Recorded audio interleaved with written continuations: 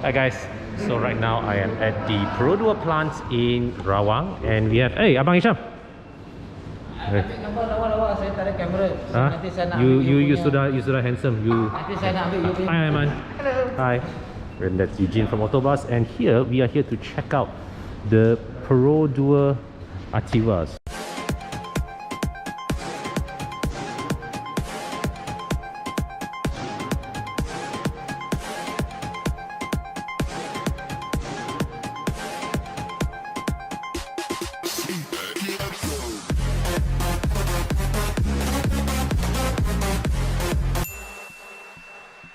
Today is the 24th of February as we are recording this, and as you can see, Perodua is not messing about with SOPs. There's a restriction to the number of media, so we were all invited here to check this car out.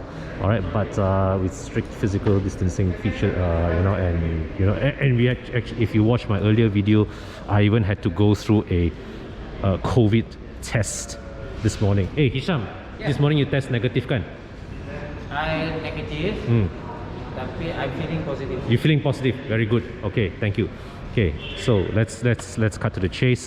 In my earlier video of the Ativa, I would also have talked about the driving impressions of this car. So today, right now here, in this embargoed video for a later date release, I'm going to show you around the car.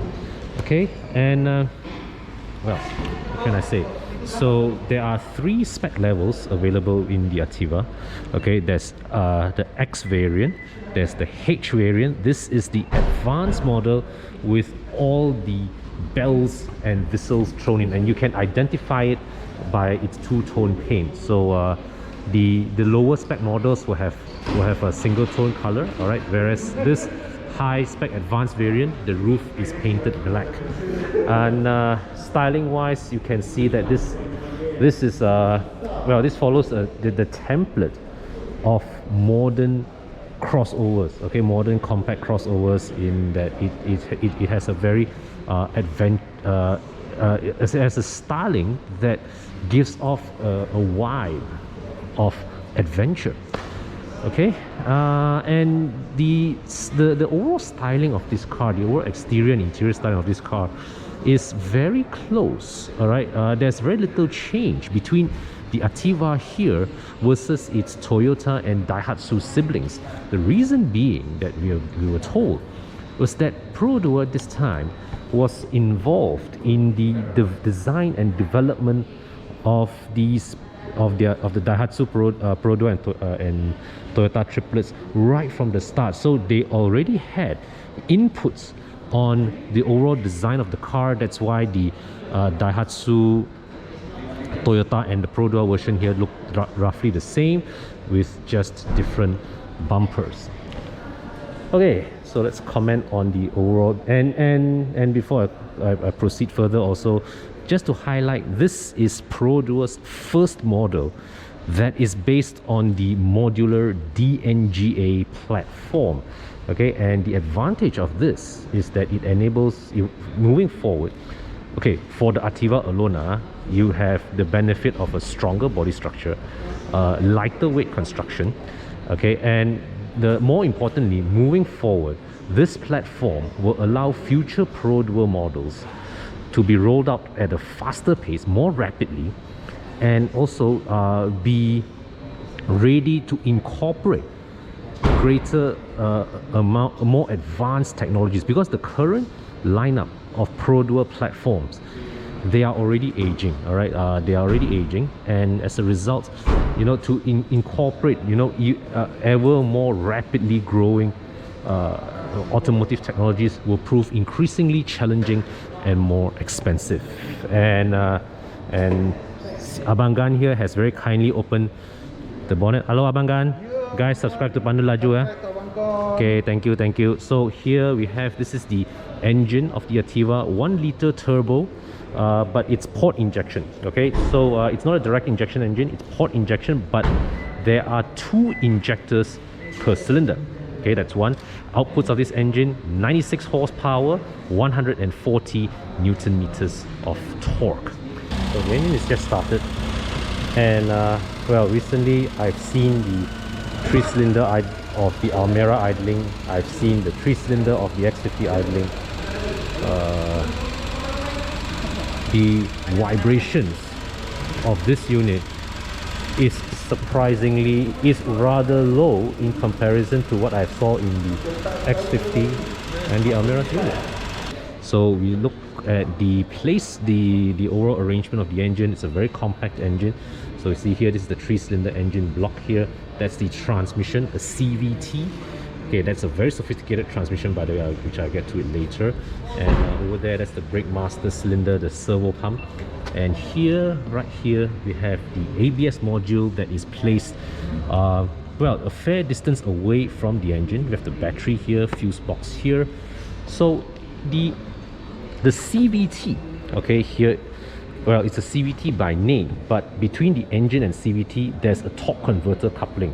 And not only that, when you move to the higher ratios, okay, there's also a planetary gear set inside the CVT. So what this does is that at high speeds, the gear set and the belt of the CVT shares the load of driving the car together, and that Perodua claims minimizes the load on the transmission at high speeds, and as a result it reduces also the whining noise that's the characteristic of CVTs at at higher speeds. One thing that surprised me, however, is that the engineers told me the transmission oil change interval for this CVT is at every 100,000 kilometers. So that's a bit of a surprise.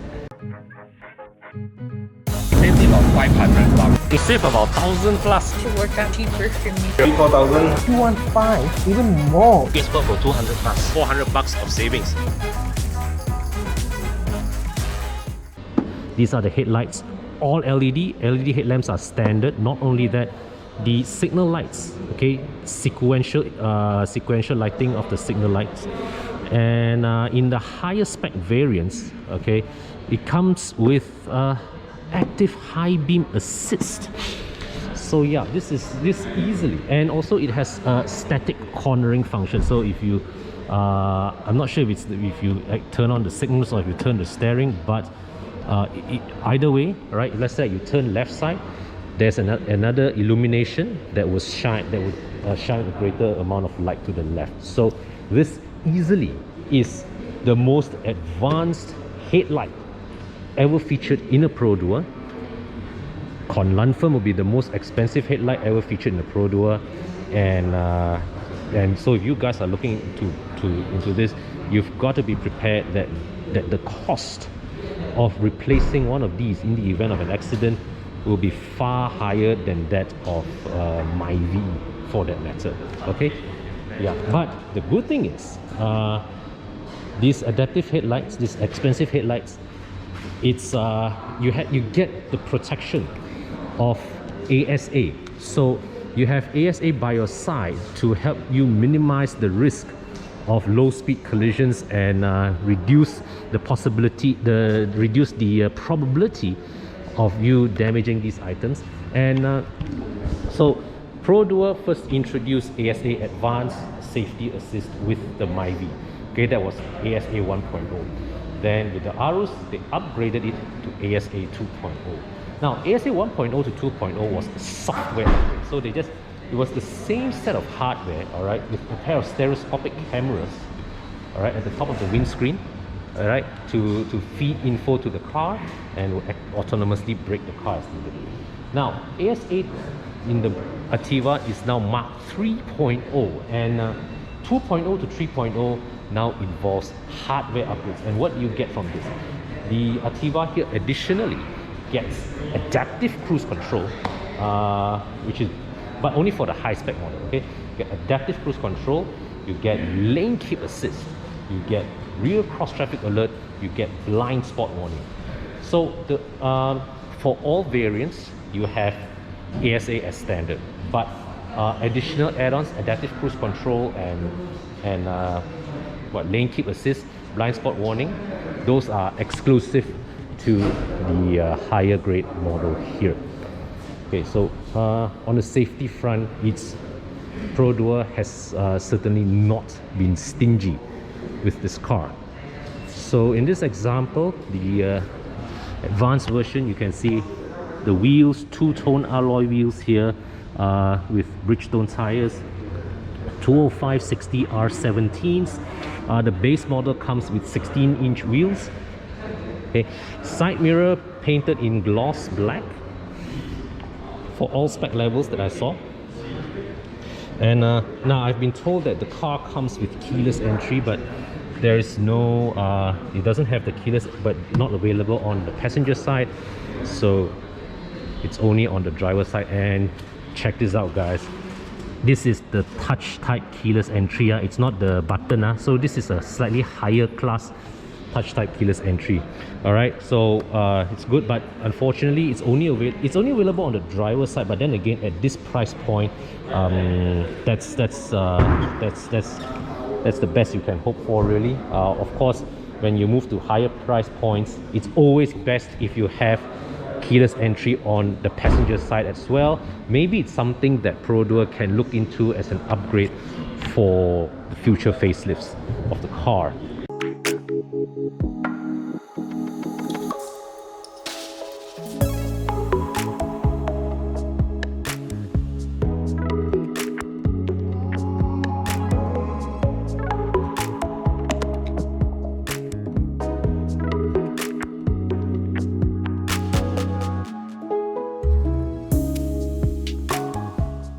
So my old colleague Aurizn from Carlist has folded down the seats. Wow!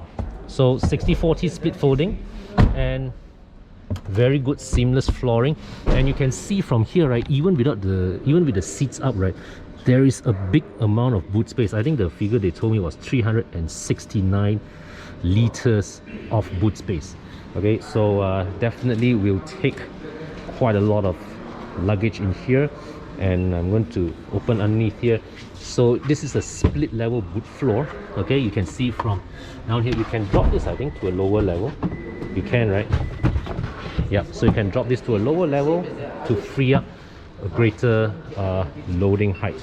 Okay, or you can raise this so that you have a flat loading floor when the seats are folded down. So this is the a removable tonneau cover. It's the foldable type. So if let's say you have to take this out, you can fold this away. This is a similar solution that they used in the Honda HR-V as well. So this is very clever because they save on the cost of having to build a complex retractable tonneau cover, and you have to figure out a space to stow it away. With this, right, you can just fold this and chuck it anywhere within the car, and it doesn't impede on your space. Okay, so that's very, very smart. Okay, now this car is closed. I'm going to show you continue to walk around, showing you the exterior. Now these are the tail lights. LED tail lights are standard. Okay, and okay, so here are the signal lights, reverse lights, and the rear bumper here as well, also very tastefully appointed with unpainted bits here. Okay, so this is the advanced version badge, and they have a T here to denote its turbocharge. You come inside here. Okay, this is the front, the cabin, and you can see it's hard plastics here as well. Okay, there's this grab handle here, very nicely finished, very beautifully finished. And here you can see the panel of switches here. Wow, you've got the active high beam assist, auto stability control, auto start stop, parking sensors, and this to deactivate the ASA system.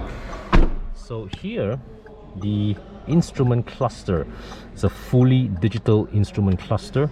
Well, fully here being a tricky term to use in this case because it's not analog.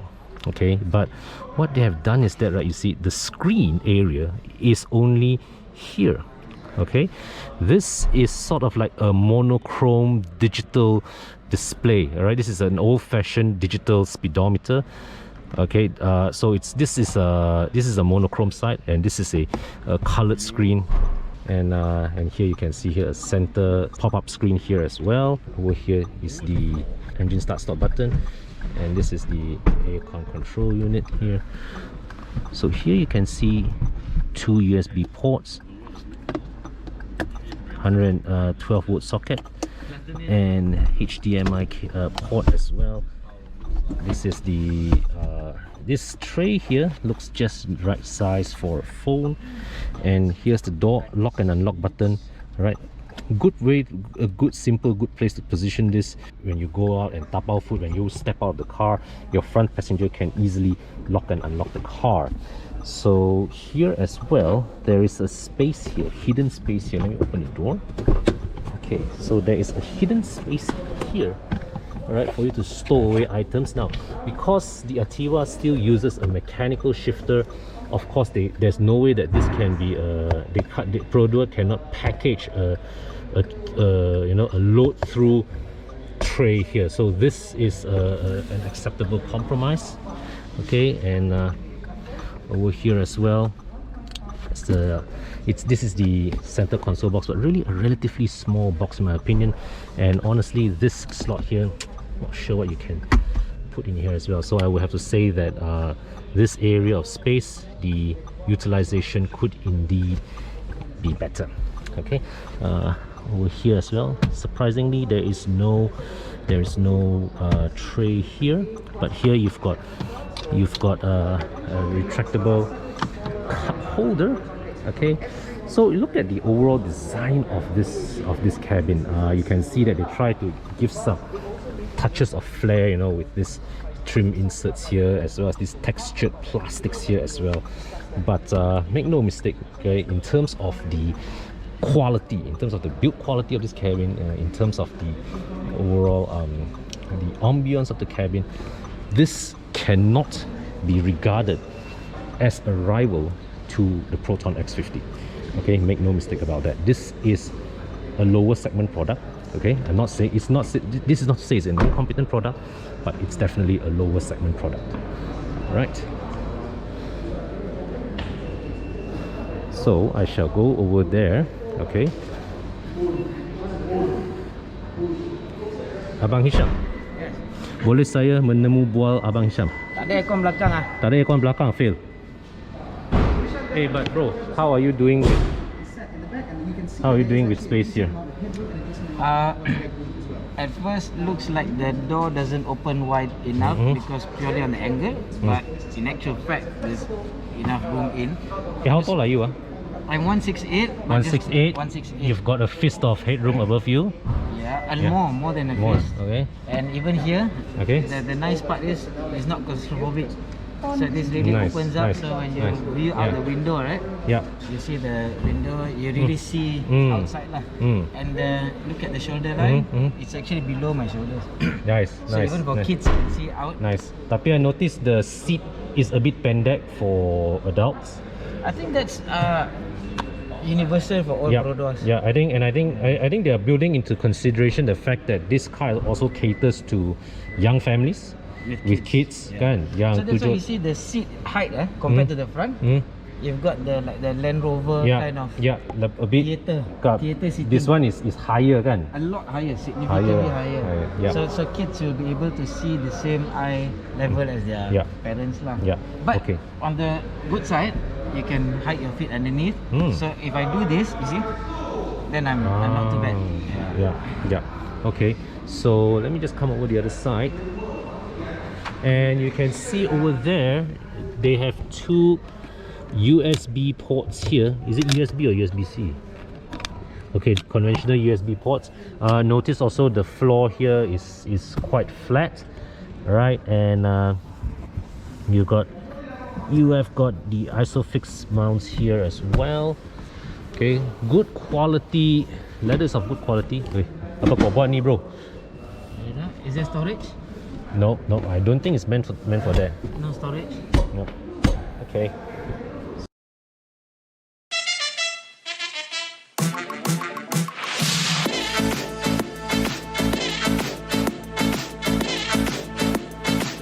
Too much for me.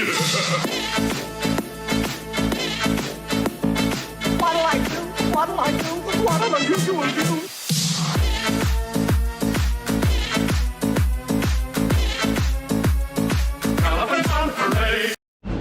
Okay guys, so here you have it. This is the Perodua Ativa, first model to be based on the new DNGA modular platform. And from what I can see here, this looks set to be another successful seller for Perodua. It looks like something that people that current owners of the Myvi who want to look in to upgrade as their next car.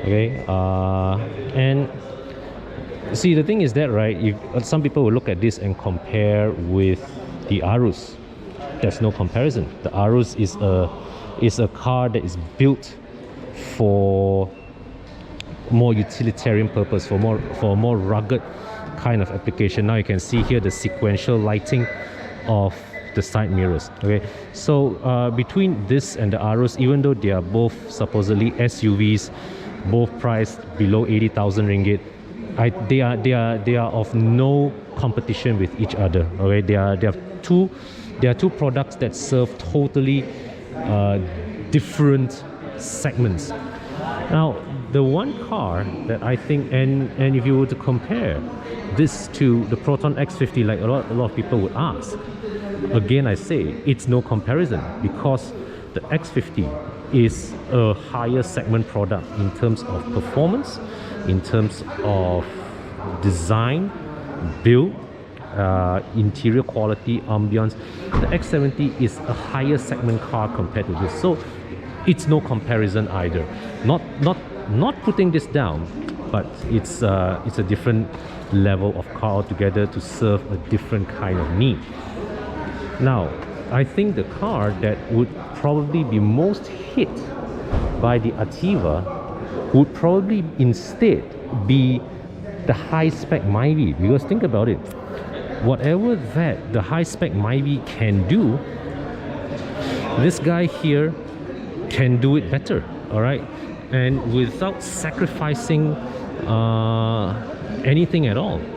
So I would say that yeah, the Ativa here really is something that current Myvi owners, all right, can look into, all right, as the next car, or prospective buyers of a high-spec Myvi can look into this as an alternative. But be no doubts about it, huh? Guys, this car looks set to be a success.